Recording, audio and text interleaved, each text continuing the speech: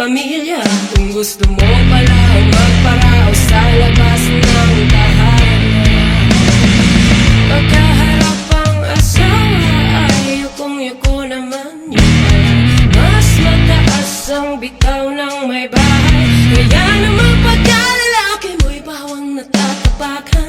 Naghahanap ng atensyon kung saan may maganap. Kaya pala ayaw mo sa kagaya ko, dahil iuubra ang pagpapalala.